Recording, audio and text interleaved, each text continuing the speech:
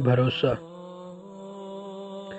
حضرت سیدنا سلیمان بن داؤد علی نبینا علیہ الصلاۃ والتسلیمات نے ایک چیونٹی سے پوچھا، تمہاری سال بھر کی خوراک کیا ہے؟ چیونٹی نے جواب دیا، فقط 2 دانے۔ آپ نے اس کے پاس 2 دانے رکھ کر اس کا بل بند کر دیا۔ بل سے مراد یعنی اس کا جو گھر ہوتا ہے مٹی کے اندر۔ سال بعد جب دیکھا تو چیونٹی نے 1 دانہ کھا لیا تھا، 1 بچا رکھا تھا۔ تو آپ علیہ السلام نے پوچھا، 1 دانہ کیوں بچا رکھا ہے؟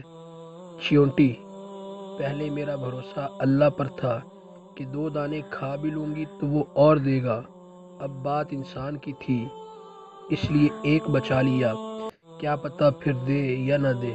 سبحان اللہ۔